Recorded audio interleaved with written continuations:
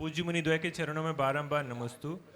महाराज जी, आज भगवान का जन्म कल्याणक महोत्सव है जिसे सभी ने बहुत उत्साह के साथ मनाया और भगवान ने अपने जन्म को अपनी जब मृत्यु को निर्वाण के रूप में मनाकर उसे भी एक महोत्सव का रूप दे दिया। लेकिन जो आम व्यक्ति हैं वो जन्म को तो बहुत महोत्सव के साथ मनाते हैं, लेकिन मृत्यु से प्रतिपल डरते रहते हैं, जबकि वो भी एक अटल सत्य है। तो ऐसा क्या प्रयास करें कि मृत्यु का भय उससे दूर हो और जब भी मृत्यु हो तो उसका सत्कार करने के लिए खड़े रहें और उसको किस तरह से ऐसा बनाएं कि एक दिन वह भी निर्वाण के रूप में परिवर्तित हो सके। नमोस्तु महाराज। बहुत अच्छा भाव महाराज जी ने आप लोगों की ओर से प्रकट किया। मृत्यु को अपने जीवन का अंत न माने, मृत्यु को देह परिवर्तन की एक सहज प्रक्रिया माने, जिनकी दृष्टि में देह मात्र जीवन है और मृत्यु को ही जो अपने जीवन का अंत मानते हैं, उनके हृदय में मृत्यु का आतंक होता है।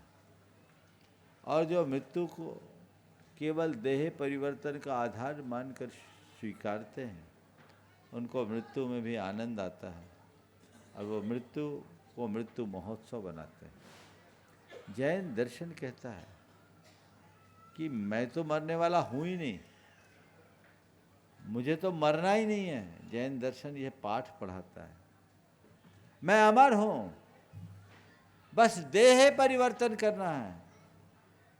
और ये देह परिवर्तन में सुख कैसा, इस देह परिवर्तन से डर कैसा।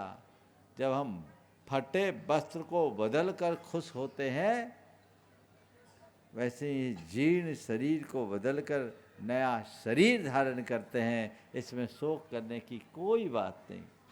जन्म और मरण का संयोग बना हुआ है। ऐसे व्यक्ति मृत्यु को स्वीकार करते हैं लेकिन मृत्यु से डरते नहीं। हालांकि दो तरह के लोग हैं। वे लोग जो मृत्यु को जीवन की अनिवार्य घटना मानकर उसे स्वीकार करते हैं और मृत्यु से डरते नहीं, मृत्यु को केवल देह परिवर्तन की क्रिया मानकर अपनी आत्मा की अमरता के अनुष्ठान में लगे रहते हैं, वे अपने जीवन को धन्य करते हैं। और वे लोग जो कहते हैं कि एक दिन तो मरना ही है, मरने से क्या डरना, आत्मबोध से शून्य होकर आत्महत्या जैसा कृत्य कर बैठते हैं, वो अपने साथ घोर अन्याय करते हैं। हमें ऐसी परिणति से बचना चाहिए।